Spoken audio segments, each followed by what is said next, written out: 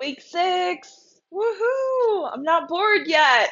I was never concerned with getting bored, actually, but I am constantly looking to stay inspired so that this can be inspiring. Although that is not my goal. My goal is more so to be authentic and to share and to commit to this journey and to exercise my defined willpower. If you are familiar with human design, you know how much defined ego centers, willpower centers love to exercise their willpower center. So it's also very significant the 9 month commitment that I've made. It is a sacred amount of time for us humans. It's how long it takes to grow a baby. And I believe that there's a very sacredness in the nine, represents completions and finality, and um, feels good. I don't need to have more reasons than that. So, week 6. I want to talk today about the gene key that we are in. We are in it from August 11th to August 16th, 2024. I've got my notes all around me. We got the crystals. We got some chai today. I've got some chai made. And we're going to dive in. And I'm just going to get cozy with y'all because I feel like we're old friends. So, Gene Key 4, we are in the 4 Gene Key. Mental energy comes off the mental center, the mental centers in human design. And I think that's quite significant um, when we think about how it affects us. So we've got the ajna gate, the 4 connects to the 63. It's a very beautiful, beautiful channel. The 463. It's all about logic.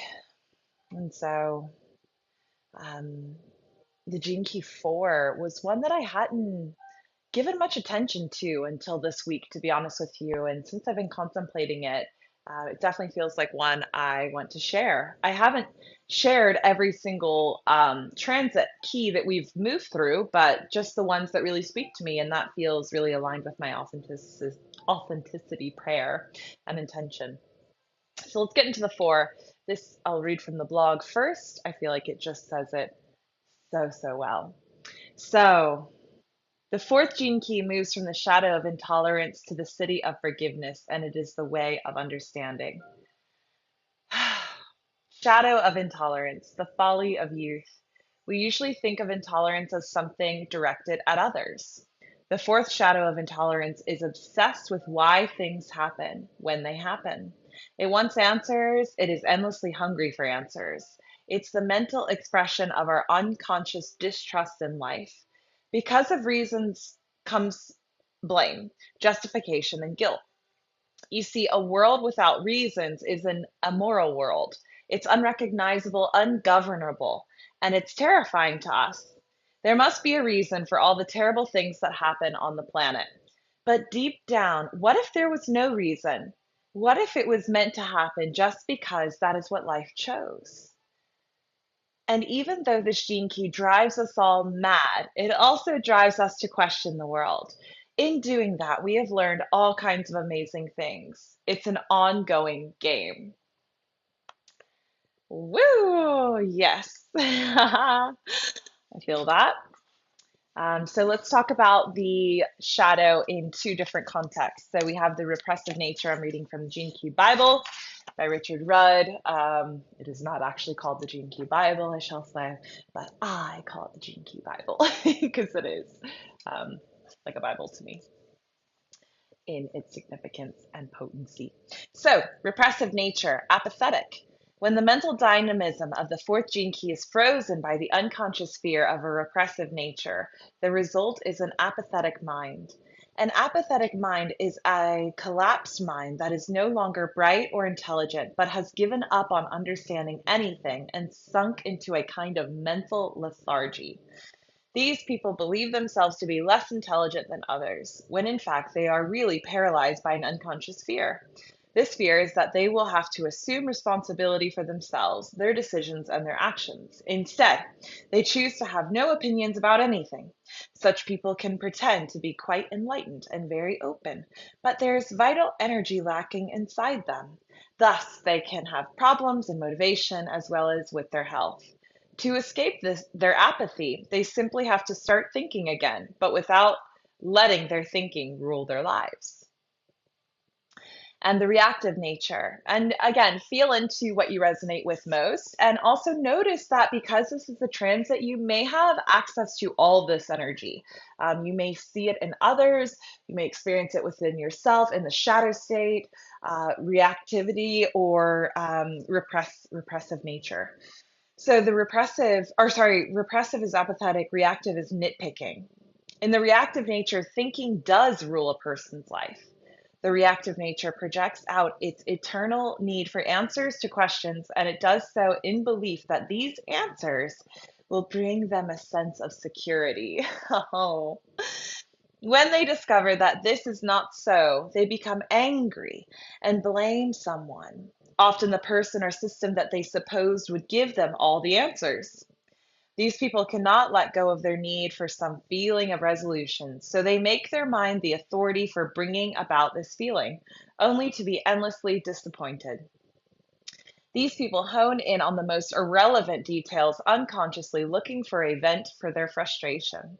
When they find such a detail, it affords them the opportunity to criticize or complain and thus release some of their pent up anger and tension. These people, above all, need to find a way to let go of the hope that their mind can ever bring them solace. When they do this, they can finally stop projecting their eternal disappointment onto others and begin to find a new awareness arising in them outside of their mind. Oh, mental energy. I definitely have felt so far being one day into the transit and having an undefined ajna, so I'm very open and sensitive to this energy. And when there's a transit happening within that gate, it can give me access to energy that I don't always have access to. So it's very interesting to experience for an open center and an open gate.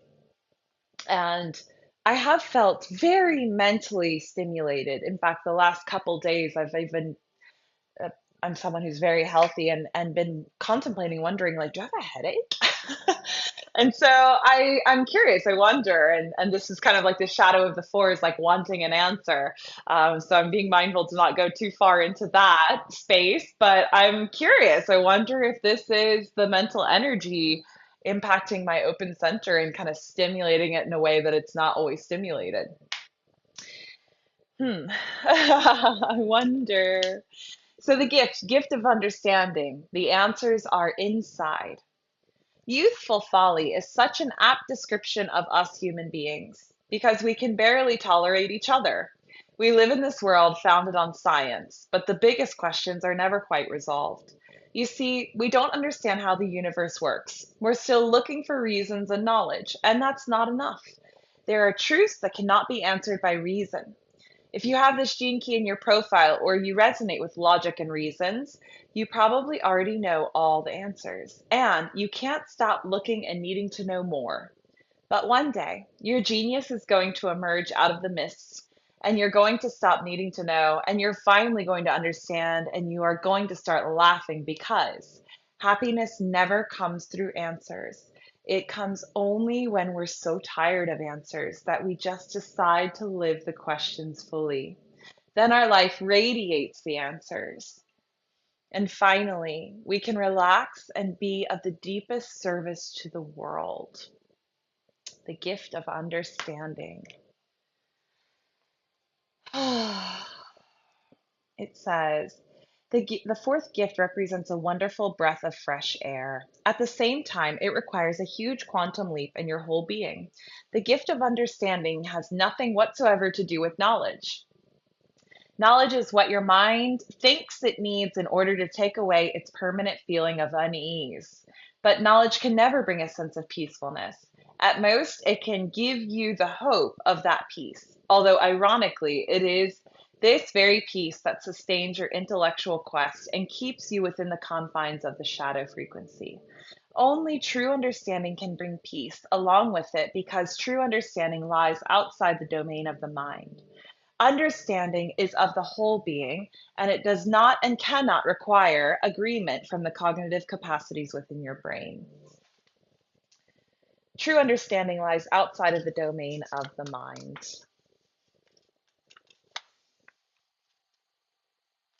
So beautiful. So let's go into the city of forgiveness. Let me just see here. I was just skipping a page in the book and I was like, did they miss the city? That can't be possible. Forgiveness. So we move in the fourth key in this really beautiful way from, you know, the shadow of intolerance through understanding to forgiveness. And you can really see how that connects. Forgiveness is about understanding. Only when we understand fully can we forgive. And to understand does not mean intellectually. The gift of understanding is of the full being, of mind and heart together. And who is it we're forgiving? Forgiveness is freedom. With these simple words, we lay the foundation of a whole new world, a world without fear, a world of friendship, a world of ease based on trust beyond all understanding, a trust that cannot be broken because the trust contains forgiveness within it at all moments. We surrender to this great truth. Forgiveness is freedom. So, forgiveness is a thunderbolt that is released when a being attains Christ consciousness, it says in the book. It is like a kind of cosmic warmth that melts the borders and boundaries within the world of form. Forgiveness allows the truth behind all form to be seen. Further than that, it allows one to see through and thus become one with truth. There exists a great mystery about the power of forgiveness concerning time. Forgiveness represents an involving force rather than an evolving force because it literally comes from the future towards the past. It is a divine quality that descends, like Christ, into world of form. In descending into human form, forgiveness lays its hand upon all humanity and works its way back through time, burrowing into our collective past, releasing and freeing energy that has lain trapped and stagnant for eons. Forgiveness moves down the ancestral bloodlines of all humanity in this way, dissolving genetic blocks and lifting karmic curses wherever it travels. This is why the city of forgiveness is often credited with being capable of inducing miracles, because it can release a karmic debt that has been stagnated for generations. As such debts are released, those in whom they live that can move through incredible transmutations. I have one final thing to add to this key that I think brings it full circle, and it comes from a book that I haven't shared with you guys yet, and I forgot I had in my personal library. To be honest with you, it was tucked away with my Golden Path book that I haven't opened in a while. The Golden Path is one of the first suggested paths in the Gene Key study, and so I did it a while ago, and I had it grouped with this book. And this is the book Dare to be Divine: A Journey into the Miraculous. It's by Richard Rudd, and it is a gift solely on the cities, which feels so apt and important, especially because Richard emphasizes so much the importance of contemplating the gifts and the cities and redirecting focus from the shadow, which is very important in our collective now. I feel that is very concerned with shadow work and is somewhat a borderline obsessive on magnifying that, but that's a personal opinion. Anywho, so the fourth city, forgiveness, returning non love with love. Thus, we move from the union to the codon ring of union. This is a group of four keys that can relate to the new relationships that are coming into the world. Earth ascending requires a rebirth in the way that we relate. The fourth city of forgiveness brings an end to all issues. You don't end with forgiveness, you begin with it. You don't wait for issues to arise and then do the forgiving. Forgiving is the basis, the ground of our relationships. Whatever happens, it is already forgiven. That is the nature of love. Mm. To live with such a being who embodies this level of forgiveness is to learn the meaning of silence. Forgiveness brings crystalline silence and simplicity to all human interactions. The 24th gene key is about incarnation. The hexagram is called returning. We return to the form over and over in order to be forgiven, in order to learn, to evolve, and to purify our essential nature. We can't learn something as exquisite as forgiveness in just a single lifetime. It takes tens of thousands of returning lifetimes to polish the mirror of our inner awareness until we can remain in the deep silence. I don't know any quality that can benefit relationships more than forgiveness. The 24th shadow is the addictive mind, the mind that won't let go. But as soon as you can see the higher pattern behind these shadows, you can break out of them. The 24th gene key has a special line, line 6. It's called the pearl of great price. This is the harvest of forgiveness. Suddenly, neuroses is gone and only silence remains. So our task is simply to go on inquiring towards God. Seek and ye shall find. Forgive yourself and you shall be forgiven. Much illness is caused through non-forgiveness. When Jesus was asked, "Shall I forgive him 7 times?" he replied, "No, 70 times 7." This is what we mean by the expression returning non-love with love. We turn the other cheek. We go on forgiving over and over.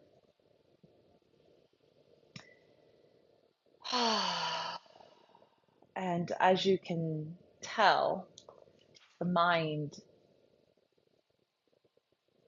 intolerance, very much so, is the opposite of this forgiveness.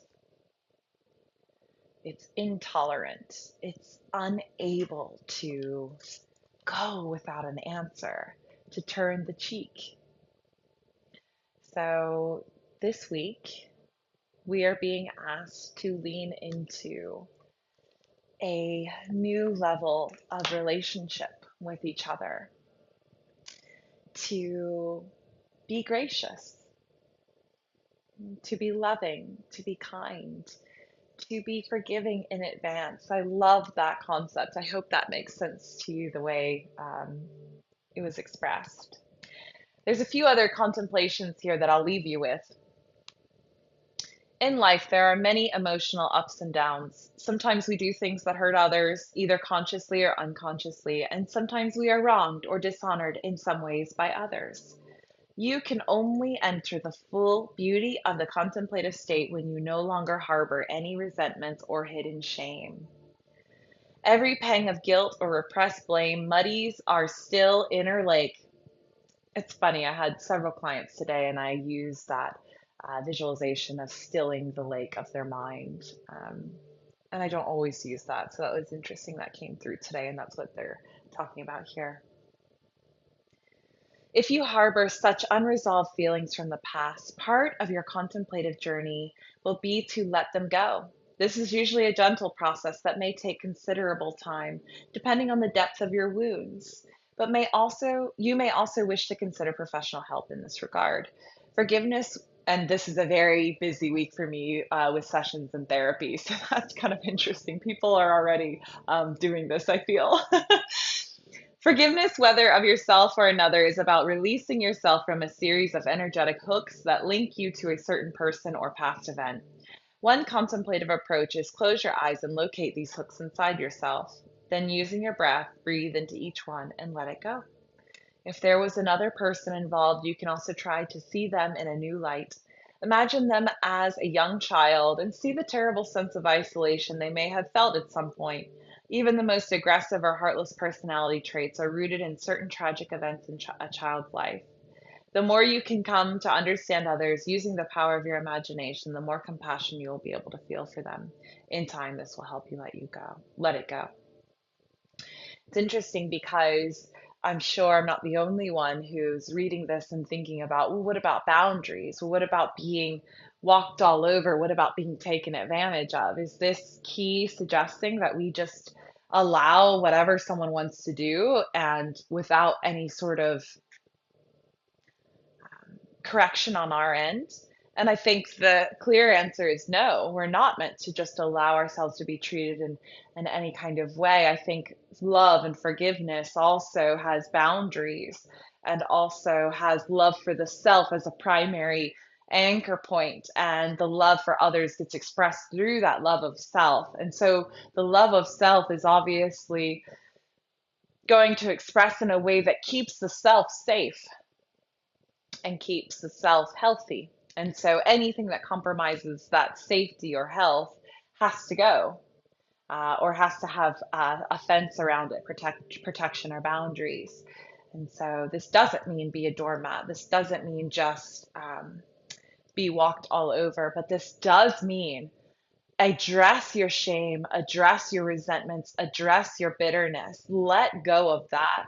Buddha always says the person who hangs on to anger or hatred essentially is the one that suffers because you're holding on to the hot coal, hoping that your enemy gets burned.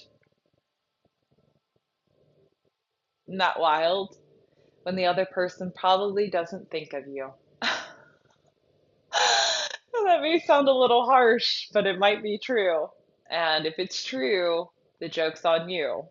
And you have the key to your freedom as well. And so set yourself free, liberate yourself. This fourth gene key is asking us to move from understanding to forgiveness and to accept, acknowledge, and release our intolerance. So if you find yourself in the mind this week, if you find yourself seeking for answers and seeking for some sort of authority in Google or in a therapist or in an outside source, come home to yourself, come home to your breath, come home to the understanding that everything unfolds and is revealed in its perfect and divine right timing. I'm thinking of a Peter Crone quote where he says, "There are no shoulds. I should have done this, I should have done that. What if they had done this? What if that had happened?" All there is what is right now in the present moment. This is all we have. What happened was meant to happen because it did happen. And now you've gained more information from situations and scenarios. And so you'll move differently in the world. But it's not kind to stand here in your place of wisdom and evolution and look back at past situations and say, shoulda, woulda, coulda. It's one of the cruelest things we can do to ourselves as humans. There is no should, would, could when you've already gained the life experience and wisdom from the situation, likely, that has now made you wise. And so it's a strange thing we do as humans, getting trapped in the loop of the mind. So be mindful of that this week. Be mindful of the mind. Come to the breath, come to the body, go for a walk, go for a swim, go into meditation, see a therapist, talk it out, write it out, journal it out, be with yourself, be with cacao, breathe. Did I say that already? I love you all. I hope you enjoy this week. I love this key. I'm very excited to have a deeper relationship and understanding of it. And I will try to find this book on Amazon and link it up for you. It's a beautiful one and a great one to read, especially if you're, wanting to incorporate a habit like reading before bed so that that is playing out in your mind and you're reducing your blue light, et cetera, et cetera. The cities are a wonderful thing to read as you marinate and sleep and rest. I love you. I'll see you soon. Bye.